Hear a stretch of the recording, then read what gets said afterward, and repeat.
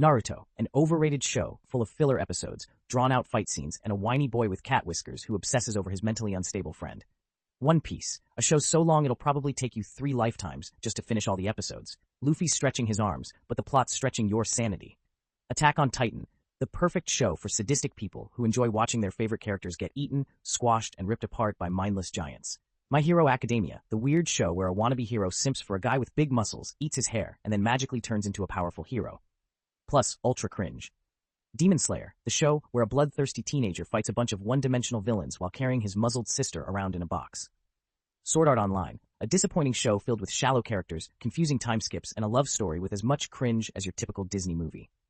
JoJo's Bizarre Adventure, the show that uses its bizarreness as an excuse for its cringy dialogue, disconnected storylines, cliché characters, and weird poses. One Punch Man. You basically just watch an overpowered bald guy go through an existential crisis and whine about being too powerful. Dragon Ball Z, a show where everyone screams for 5 episodes straight just to power up, only to get one-shotted by the next villain.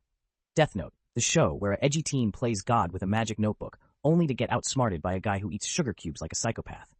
Hunter x Hunter, a show with so many hiatuses, you'll forget the plot faster than Gon forgets his dad.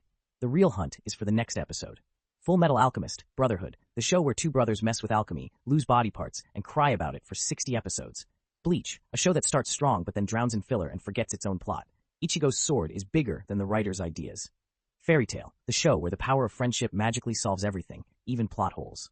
Tokyo Revengers, a time travel drama where a crybaby tries to save his girlfriend but spends more time getting beat up by middle schoolers. Toughen up, Takemichi. Jujutsu Kaisen, the show where the side characters gets more screen time than the main character. Haikyuu, a volleyball anime where everyone's more dramatic than a soap opera. Hinata jumps high, but the stakes are low. Black Clover, the show where Asta screams louder than your alarm clock to prove he's not a loser. Magic? More like magically annoying. Kojis, a chess game disguised as an anime where Lelouch mind controls everyone but can't control his own sister complex. Gintama, the show that tries to be funny, serious, and meta all at once, but ends up being a chaotic mess. Steins Gate, a time travel thriller where a microwave is the real MVP. Okabe's Mad Scientist, Stick gets old faster than his timelines. Berserk, the show for people who love gore, betrayal, and endless suffering. Guts swings a big sword, but the real pain is the unfinished story. Neon Genesis Evangelion, a mecha anime where the real enemy is depression. Spy X Family, the show where a fake family is more dysfunctional than your real one. Anya's hef face can't save the overhyped plot. Chainsaw Man, a gory mess where a guy with chainsaws for a head simps for a girl who doesn't care. Denji, your taste in women is scarier than the devil's. Violet Evergarden, the show where a robot girl writes letters and makes you cry, but the plot moves slower than her typing speed. It's pretty but empty. ReZero, the show where Subaru dies over and over just to prove he's the king of bad decisions.